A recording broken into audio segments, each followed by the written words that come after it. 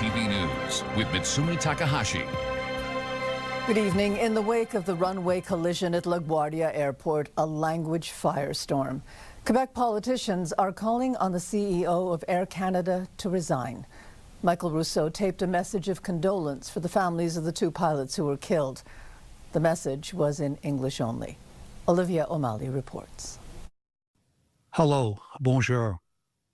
I'm Michael Rousseau, President and CEO of Air Canada. If it were up to François Legault, Michael Rousseau would no longer hold this position. The Premier is calling on him to resign. Je pense que si il parle pas français, il devrait démissionner. Air Canada released Rousseau's English-only message following Sunday's plane crash at LaGuardia Airport. One of the two pilots killed was a Quebecer from Coteau-du-Lac. French subtitles accompanied the nearly 4-minute video, but the only words Rousseau said in French were bonjour and merci. Thank you. Merci. Legault notes that Air Canada's head office is in Montreal and employs francophone people. Rousseau became president and CEO in 2021.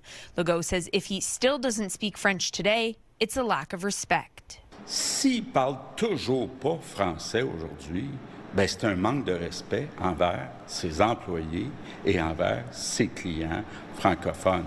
In a statement to CTV News Tuesday, Air Canada says Rousseau's ability to express himself in French doesn't allow him to convey such a sensitive message. But it's not the first time Rousseau has declined to speak French. Can you redo that in English? 5 years ago at the Montreal Chamber of Commerce, his comments sparked significant criticism. The CEO pledged to work on his French. With ample time to learn, Canadian Relations Minister Simon Jolin Barrette, who revamped the French language charter, says Rousseau should be forced to resign. This is not acceptable. It's not the first time. I want him to be fired. I want him to stop being the PDG of Air Canada. He's not respecting our laws. He's not respecting Quebecers. One of his employees died.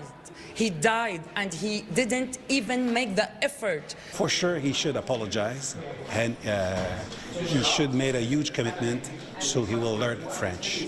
Rousseau has until May 1st to appear before the Committee on Official Languages to explain himself.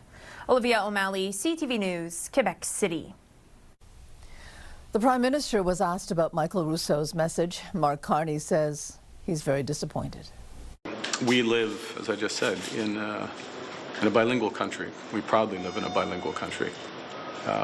And companies like Air Canada particularly have a responsibility to always communicate in both official languages, regardless of the situation. I'm very disappointed in, as others are, rightly so, in this unilingual message of the CEO of Air Canada. It doesn't matter the circumstance, but particularly in these circumstances, a lack of judgment and lack of compassion.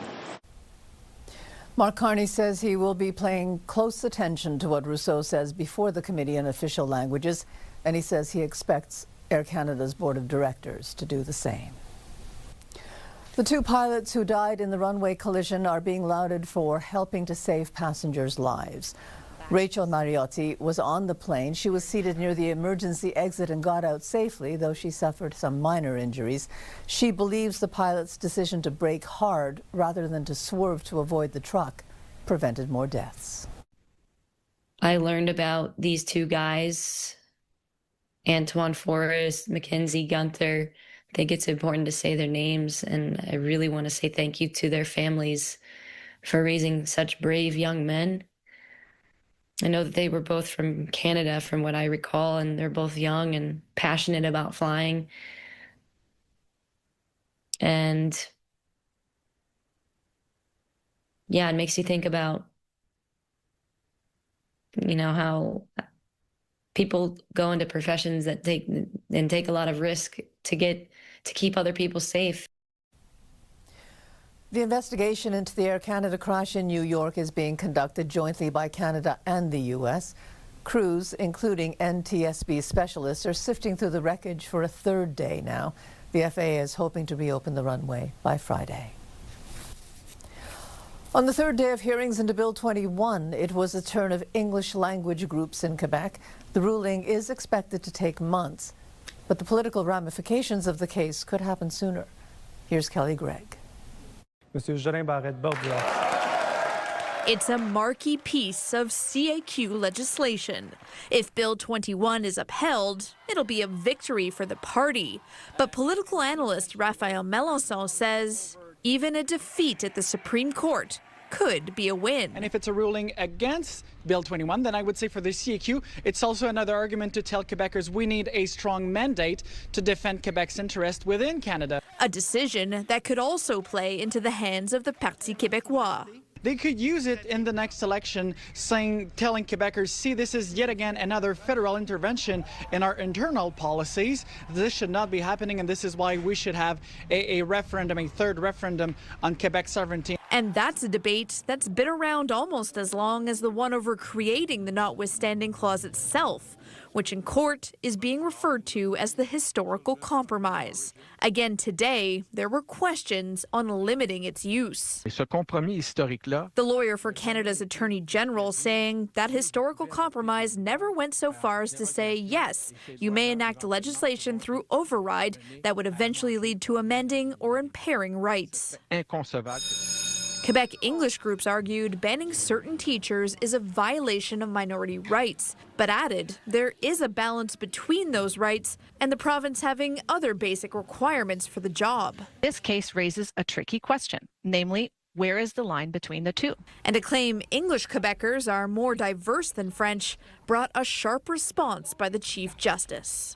I don't agree with that. I find those comments almost outrageous. I don't think that the English-speaking community in Quebec has the monopoly on diversity. I don't think so, but I think the English-speaking community has a different view of laïcité. There's no solid timeline for when the court will rule on Bill 21, but it is expected to be after the next election, meaning the implications of what it means for Quebecers could be up to a new government. Kelly Gregg, CTV News.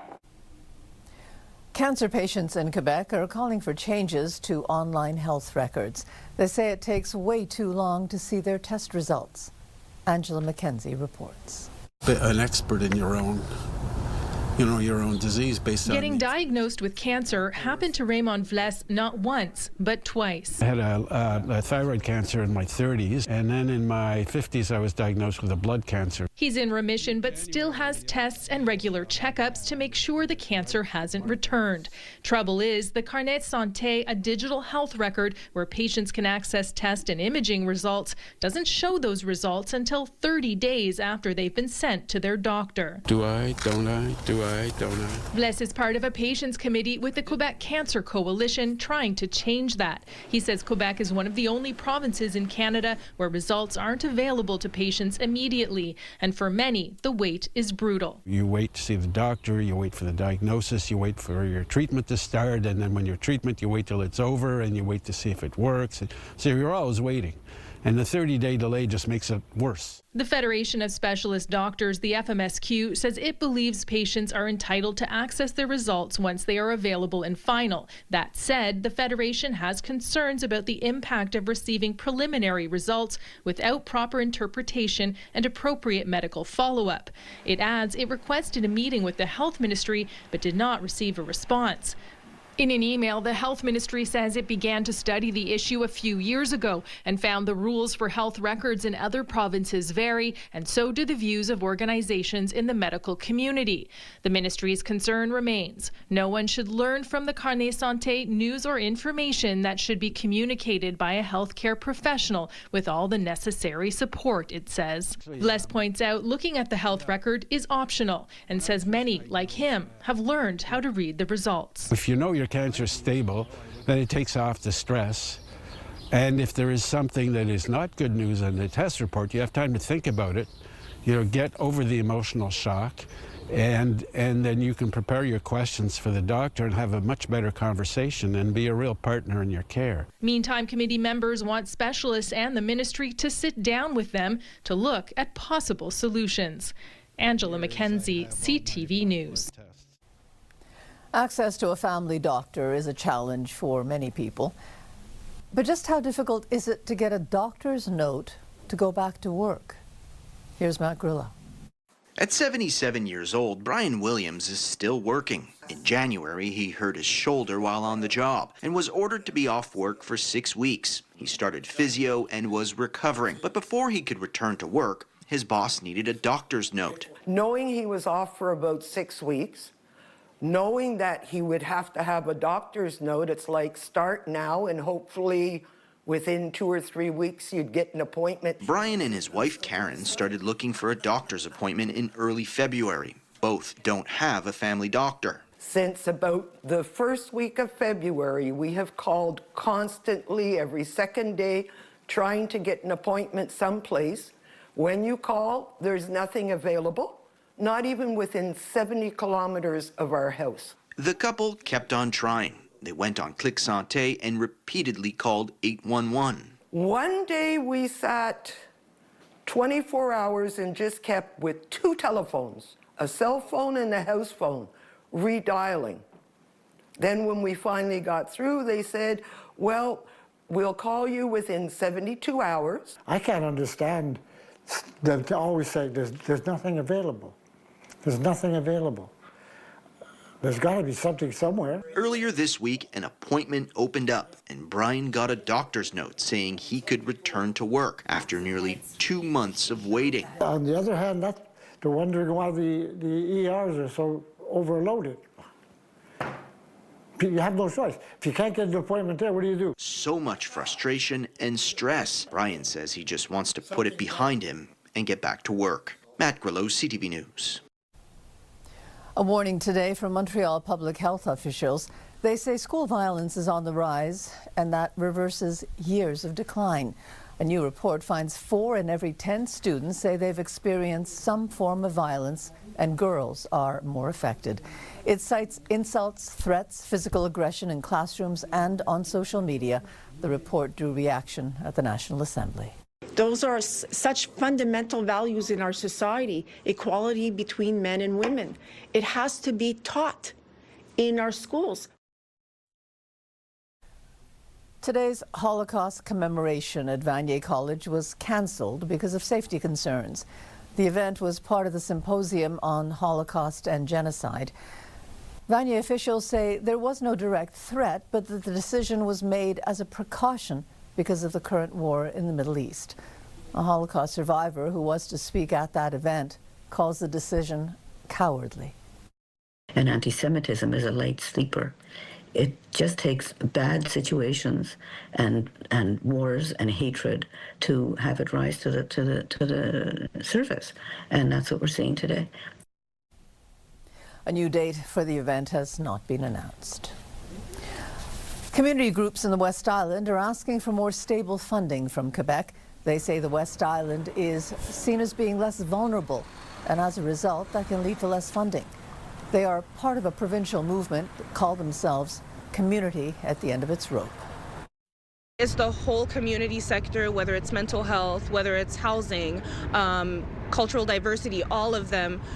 We tend to have very low funding. So as a Table de Quartier, we're here today to advocate for our partners, the community orgs who actually do offer services, so that our community workers don't stretch themselves out too thin, giving those services to the population who really needs it. The work to replace the Olympic Stadium has reached the new phase. A new technical ring is being built. It's much lighter than the old one, which was made out of concrete. Well, today engineers showed off the project. It's apparently on schedule and on budget. Here's Denise Roberts. These days, the Olympic Stadium is an open-air amphitheater and a major construction site where more than 200 workers are putting the pieces together to make way for a new roof. Overseeing it all is Nadir Genfood. The second phase of the project was dismantling of the old technical ring and the installation of the new technical ring. So far, we've been able to complete it in the past weeks, on time and on budget. That's no small feat, especially in a stadium notorious for cost overruns. It was also challenging given the sheer weight of the old technical ring. When we were dismantling the existing technical ring, Each piece could weigh as much as 120 tons, which is the equivalent of a small house that we're moving, and we have to do that 38 times inside the arena. The new technical ring is a steel structure with aluminum cladding, which makes it 5 times lighter than the concrete one.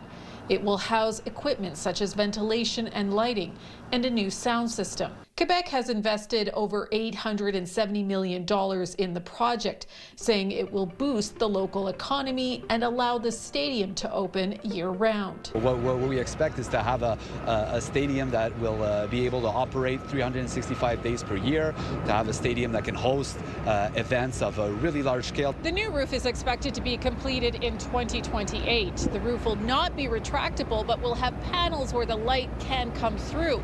And most importantly, the engineers say it will have a much longer lifespan than the last one. Genfood said the materials for the roof were chosen with Montreal's weather in mind. Being in Montreal, we have to worry about the snow, we have to worry about ice. We've made sure to choose the materials that can resist impact. The next step will be to build the new roof on towers inside the stadium, a new chapter for a storied structure. Denise Roberts, CTV News. Coming up, it was a disastrous trip to China. Right after they flew into China, my mom got sick. And the medical bill there is $1,000 a day. And Iran launches new attacks, saying there have been no talks with the United States.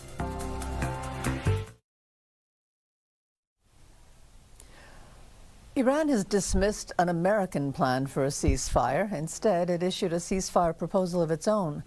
And contrary to what Donald Trump has been saying, Iran says it's had no talks with the United States. Olivia Rubin reports. Iran today launching new attacks aimed at Israel and its Persian Gulf neighbors. Israel says an Iranian ballistic missile hit near a major power plant in Hadera on the Mediterranean Sea, one of 5 strikes on Israel today. Another Iranian missile hitting Kuwait, with a huge plume of smoke coming from the airport there. Saudi Arabia and Bahrain also intercepted Iranian missiles and drones today. In the latest efforts to end the war, sources telling ABC News the United States sent Iran a 15-point plan delivered through Pakistan this morning. They're talking to us, and they're talking sense. And remember, it all starts with they cannot have a nuclear weapon. An Iran state media reporting Iran is rejecting the 15-point plan, while still insisting there are no negotiations happening at all. Today, an Iranian spokesperson mocked U.S. attempts at a ceasefire deal, insisting, quote, the Americans were only negotiating with themselves. But the Wall Street Journal reports Iran has its own demands, including no limits on its missile program and the closure of all American bases in the Gulf. Iran's proposing things that the United States is never going to accept. Still, the president says Iran is going to make a deal because they just gave the U.S. what he called a very big present. I'm not going to tell you what that present is, but it was a very significant prize, and they gave it to us. It all comes as the Pentagon is preparing to deploy more troops to the region, a source saying as many as 1,500 troops from the 82nd Airborne headed to the Middle East soon. Olivia Rubin, ABC News, Washington. Foreign Affairs Minister Anita Anand is in Paris for a meeting of G7 foreign ministers. She provided an update on what Canada is considering. It's to help Gulf partners keep the Strait of Hormuz open. At this stage, no specific decisions have been taken. We remain in close contact with our allies and partners about their direct security needs, and we are prepared to support where Canadian capabilities can meaningfully contribute to civilian and maritime security. Anand says while the situation in the Middle East remains volatile, Canada is committed to trying to lower the tensions and to ensure global economic security through the free flow of commerce. Russian military drones attacked the Ukrainian city of Kharkiv today. At least 9 people were injured. Officials say the drones hit residential areas of the city, damaging buildings and civilian infrastructure. One of the drones struck a multi-story building, causing extensive damage. Meanwhile, Russia says it shot down hundreds of drones in an overnight attack by Ukraine. A Canadian family is dealing with a travel nightmare. Their grandmother suffered a stroke while in China, and she didn't have travel insurance. Shannon Patterson reports. Lilia Avitova moved to Canada from China when she was a child and settled in Burnaby. Recently, the 78-year-old reconnected with extended family in her birth country. Right after they flew into China, my mom got sick. On March 6th, Avitova had a stroke and was taken to hospital in the city of Kunming. Her daughter rushed to be by her side. And it turned out that she had cerebral hemorrhage at the time. My mom is still in a coma. She still hasn't woken up. As Lantine struggles with a language barrier to get medical information from Chinese doctors, she's facing the daunting task of paying for her mom's care. In the ICU, it costs $1,000 a day, 1,000 Canadian dollars a day. That we've been paying. Once she's stable, Lantine wants to fly her mom home to BC for ongoing treatment. But because of her cranial bleed, the cost is astronomical. She was quoted 108,000 Canadian dollars for medical staff to accompany Avitova on a commercial flight and 275,000 US for a private charter. It's money the family simply doesn't have. It's just been really, really hard not being able to do what's right for my mom and help her come home. Lantine had urged her parents to buy travel insurance for their trip to China, but they refused. I wish I had insisted, but I don't know if it would have changed their mind. A friend has started an online fundraiser to help the family cover daily medical expenses. From what we've gathered, maybe in about a month or two, my mom should be well enough as far as the cranial bleeding goes. We're hoping that she'll be well enough to travel back home. Lantine knows a medically assisted flight will be a huge financial hit, but she wants her mom back in Burnaby. My mom's got 4 grandkids. They miss her. They love her. They can't wait to see her. Shannon Patterson, CTV News. And coming up, a message to inspire. No matter what you go through, no matter what failures you have or what mistakes you make, you can come back from them. A woman tells her story of prison to business success. And can a pizza made in Dorval be chosen as the best in the world?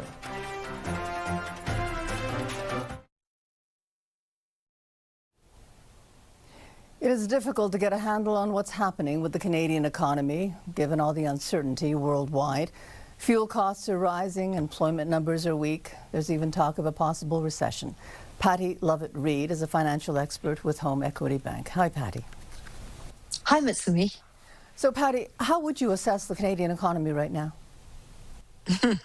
Well, I would call it heightened uncertainty, and I would suggest that growth is slowing. You highlighted a few things.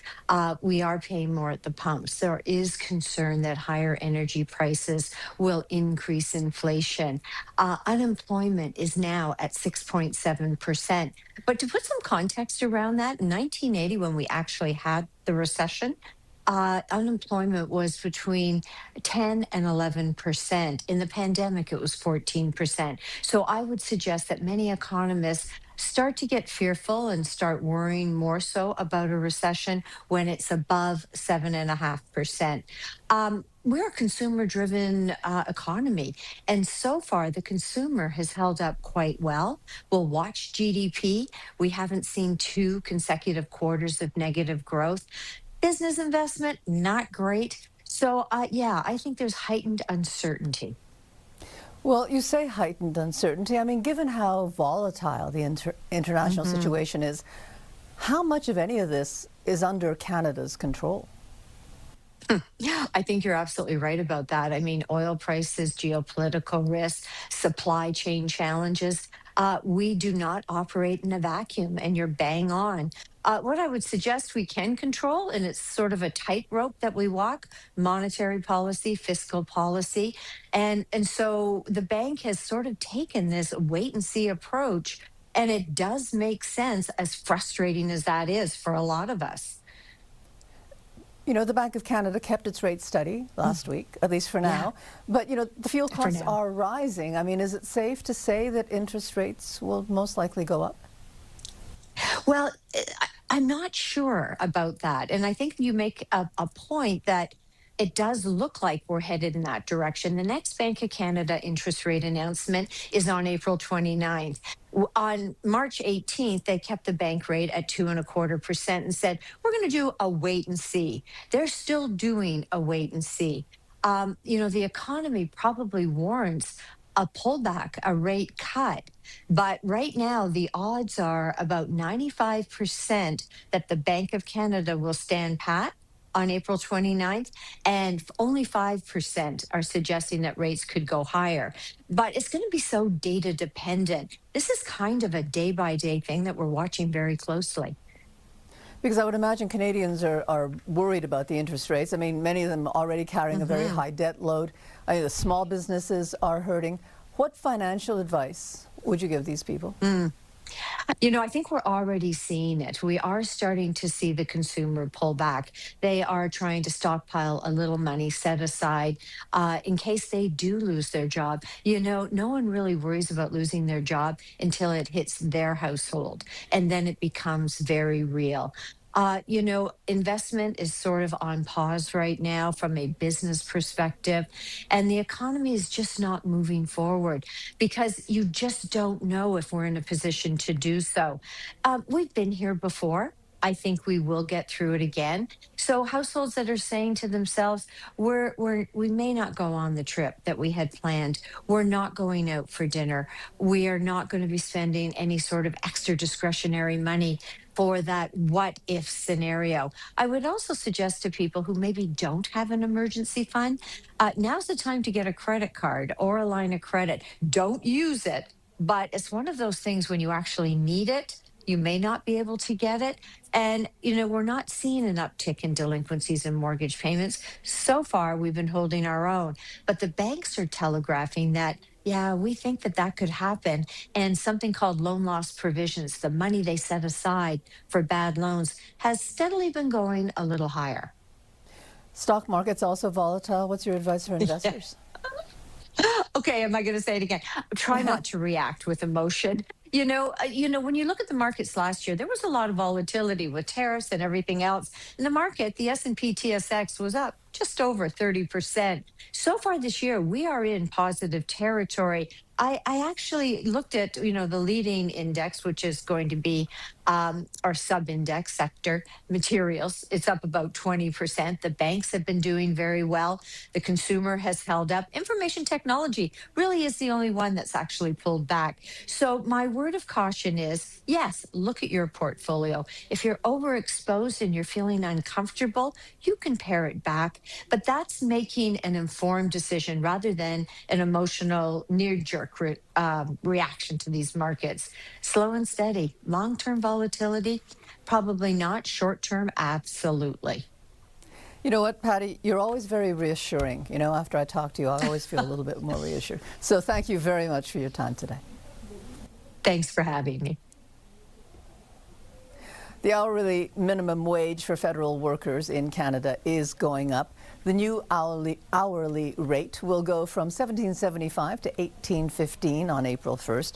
The federal minimum wage is adjusted every year to align with Canada's Consumer Price Index. Weather brought to you by Gratian Scaff's second pair is a gift event including designer frames. A second pair free for a limited time. Well, we have a wintry mix headed our way in the next couple of hours. It'll start off as snow and transition into freezing rain, and then later in the day tomorrow, the potential of rain, and it's all thanks to a warm front. So this has Environment and Climate Change Canada issuing a special weather statement. Right now, it looks like Montreal is under this. We don't see the people up north affected by this or the eastern townships. It's really the surrounding area of Montreal. So this is in effect tonight into tomorrow morning, basically letting you know that we could be dealing with slippery surfaces, so you could allow for extra time for your commute because there is the possibility of delays. So be careful on the roads. Now, putting our futurecast into motion, we're going to see how this plays out. So as I mentioned, around 8 o'clock, it looks like we could begin to see the snow. Continues into the early morning hours. It looks like around 2 a.m. it transitions over to freezing rain, and we hold on to that just until around sunrise, and then it transitions into rain and we see cloudy skies. But into the afternoon, we see the return of the risk of some rain here in Montreal. So we're going to see a little bit of everything, and it plays out pretty much until the evening hours, where we see cloudy skies as we head into our Friday. Some clearing, because Friday is going to bring lots of sunshine, and I'm sure after the next 24 hours we will certainly appreciate it. Along with that, this is what we're seeing overnight: around 1 to 4 centimeters of light snow. We start the day off at 0, and we could expect around 3 millimeters of freezing rain, and then there is a 30% chance of periods of rain throughout the afternoon, calling for a nice daytime high of 6 degrees, so just around where we should be, 1 whole degree higher. And after a few colder days, we certainly love that. Friday brings lots of sunshine, but cooler than seasonal temperatures, which we hold on to on Saturday, looking at a mix of sun and clouds. Next week, though, we see those temperatures in the double digits, 10 degrees on Monday, calling for some showers. We have some flurries on Tuesday and Wednesday, and we're looking at a high on Wednesday of 2 degrees. Montreal has a new 5-year plan to boost the use of French across the city. The city says it wants to improve the quality of French in its services. It'll also try to reach younger generations through festivals, cultural venues, and community groups. The mayor says the plan is about keeping French at the core of Montreal's identity. It's the largest francophone metropolis of North America, and it also comes with a sense of pride and respect. A successful entrepreneur is sharing her story of how she recovered from a major setback. Emily O'Brien was sent to prison for a drug conviction. Well, from there, her business idea began. Camille Wilson has more. Emily O'Brien admits she made a terrible mistake a decade ago. I met someone who was allegedly sober, brought me on this trip. I'd known him for like 8 or 9 months. 3 days into the trip, I find out that it's a drug operation, that he owes money to some people, and they have my passport information because he booked the trip. Caught up in a drug smuggling scheme for smuggling 2 kilograms of cocaine into Canada. It started in the most unlikely and unfortunate of places, and that was federal prison. In 2015, I was arrested at Pearson International Airport. Popcorn being a popular prison snack, O'Brien says her and some other inmates decided to put their own little twist on it. And that's where her popcorn comeback snacks was created. We'd make popcorn, like people would make birthday cakes and stuff, just trying to like make it seem a little bit not like prejudice. It became kind of like a family in there just to get us through this tough time. And so we'd also make popcorn, and we'd put different recipes on there, different spices. The business is a success. Now she's sharing her story with business leaders at Invest Ottawa, and how she turned this mistake into a business where she sells snacks in more than 1,200 stores in Canada and will soon have a deal in the U.S. Emily's story is phenomenal, and just the whole theme of International Women's Month, or Women's Day, is give to gain, accelerate and grow and thrive. And so Emily's story is all about that. It's about her resilience, her passion, her desire, her drive, and then through that she actually gives back to the people in her community as well. She's also hired people who were incarcerated, turning her success into an opportunity for others to have a second chance. This work has brought me all over Canada, and I've done podcasts and interviews all over the world. Like, no matter what you go through, no matter what failures you have or what mistakes you make, you can come back from them. Camille Wilson, CTV News. 2 men who make pizza in Dorval are now in Las Vegas. They are competing in the International Pizza Expo. Sebastiano Capellano and Alex Morangelli run Boulangerie Non Solo Pane. They've been making pizzas there for almost 25 years. They've already won awards both locally and internationally, and now they are up against the best in the world. It's something that we've been doing for so long that approaching the competition, we just revise some of our recipes, try to fine-tune some things, but we're presenting what we do on a daily basis. I mean, this is something Alex and I do every day. So we're just putting it on a public forum. The winning pizza will be announced tomorrow. Fingers crossed.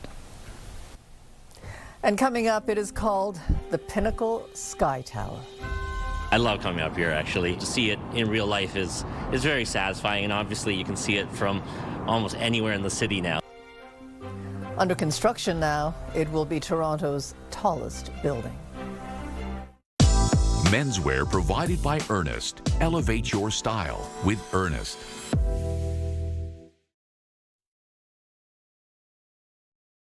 Your Health, brought to you by Gratianscaf. Second pair is a gift event including designer frames. A second pair free for a limited time. This is the time of year when students start to feel uneasy about end-of-year projects and exams. Mandy Gator has some advice on how parents can help.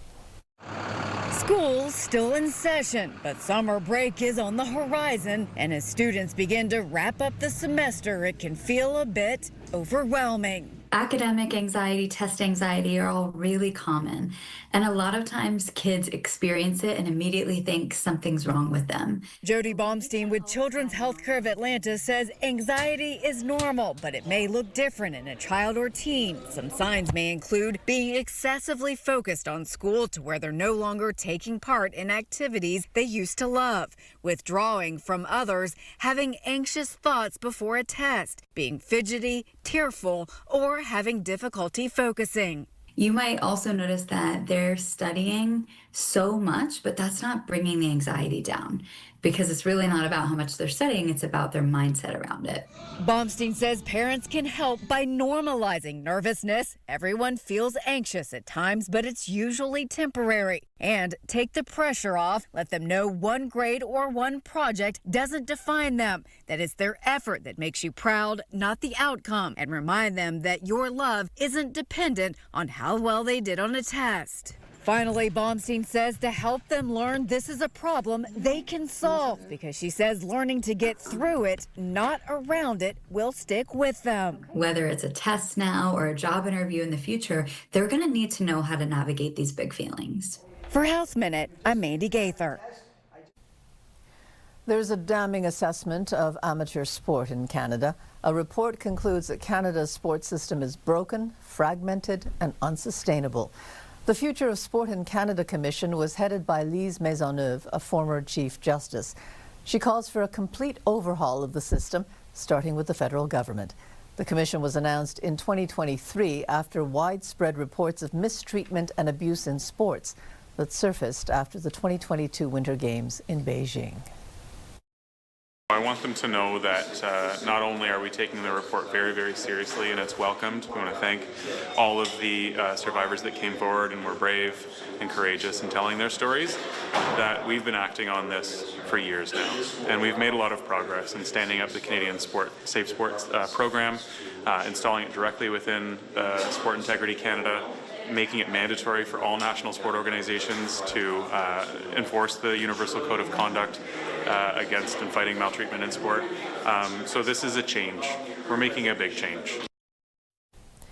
The Commission heard from over 1,000 individuals. The report issued 98 recommendations to be phased in over 5 years.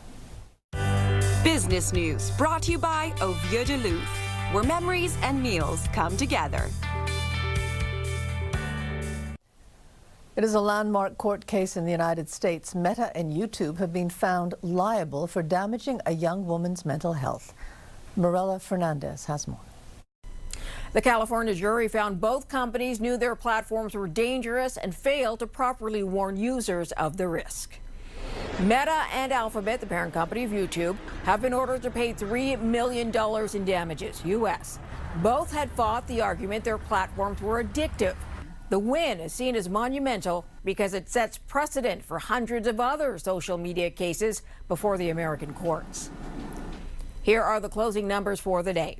The Canadian dollar is up to 72.38. West Texas Intermediate is down over $2 to 90.32. Western Canadian Select is up over $3 to 76.21. And the TSX gained 441 points today.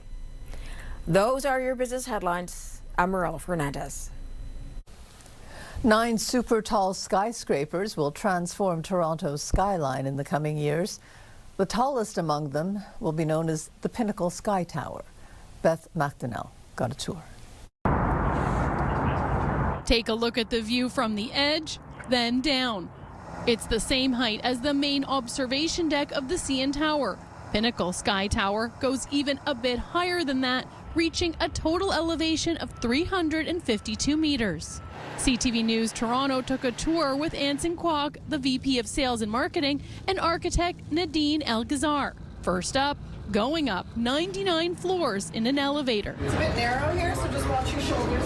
We then climb flights of stairs inside the tower's tapered upper floors to unfinished sections where workers are still busy building, and the top. I love coming up here, actually. To see it in real life is very satisfying, and obviously you can see it from almost anywhere in the city now, so it's really kind of gratifying. It was immediately apparent that this was a monumental project, not only because of its height, which of course is amazing, but also its impact on the skyline. A super tall skyscraper must be 300 meters high.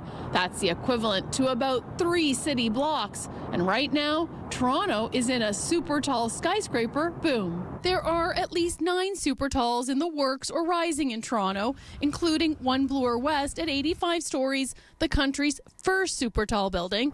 Pinnacle also has a sister 95-story building being planned next to Sky Tower. In Toronto, we kind of stopped at around 60 stories for a long time, and now we're over 100. So it's having that vision. And with a city with still trying to battle transit and traffic, having more people live close to their workplace is really was the original goal. The team is excited and proud to reach this point of construction. Planning for Sky Tower began in 2012. Its 12-sided polygon with white metal framing is meant to evoke a 12-sided jewel. To design and build a tower that is distinct but maintains its elegance in the skyline was really something that was important to us. A restaurant is being planned for the 106th floor. A hotel is making up the first 12 floors, and residential units up to the 56th floor are expected to be ready this fall. Beth McDonnell, CTV News. It's not for me. Talk show host Stephen Colbert is co-writing a Lord of the Rings movie with his son. Warner Brothers says Colbert will write The Lord of the Rings, Shadow of the Past, along with Philippa Boyens and Peter McGee, who is Colbert's son. Colbert is known to be a devotee of J.R.R. Tolkien's Middle-earth. Shadow of the Past will be released after Andy Serkis's upcoming Hunt for Gollum. That's expected in the theaters next year. Police are working with Dollard des Ormeaux on public safety, and Caroline, residents are invited to a public discussion tonight. That's right. There's some concern lately about a rash of home break-ins in Dollard des Ormeaux, so public officials are meeting with concerned residents there tonight. We will have an update on that on our late show. We'll also look at a change to a Quebec law that will end a double welcome tax on homes if a couple separates and one partner sells the home to the other. It may also affect religious institutions.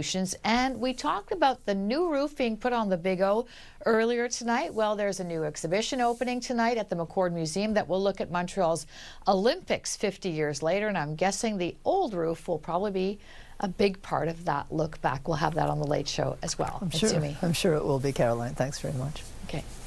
Stay with us. We've got another full night of great shows for you right here tonight on CTV.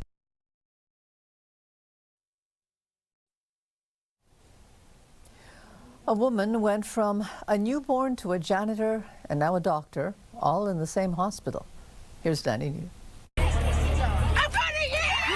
You are watching the moment Shay Taylor Allen's life kind of came full circle. As you can see from the video, I was jumping up and down to the point I think the concrete was going to break.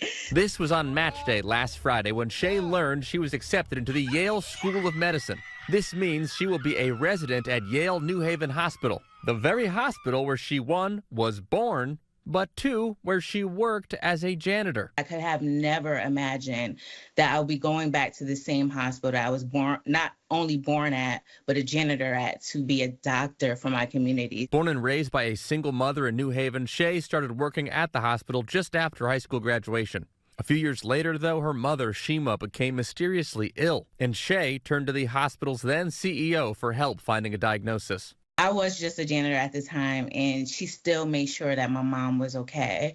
So I seen firsthand how advocacy worked, and I knew I wanted to do that one day. From there, Shay soon realized she wanted to become a doctor, and her medical journey away from and back to home began. Eventually, Shay earned her way to the Howard University College of Medicine, where she will graduate from in May. And that's where Shay was in this video on Friday, opening a letter from Yale while standing next to her husband before being hugged by her mother. It has come and gone so fast that I'm still like, this is so surreal. My sister still works there as a janitor, so I get to see her. In fact, Shay says many of her former colleagues are still working at the hospital, but she's not just excited to see them when she walks through those doors this June. Every single person in New Haven, Connecticut right now is my family. Everybody that walks into that hospital because I was born there, and I'm so excited to serve them. So Shay will be joining Yale's Department of Anesthesiology, and in a statement the department chair told ABC News they are, quote, thrilled to welcome her. In New York, for ABC News, I'm Danny New. And we've got some messy weather coming our way.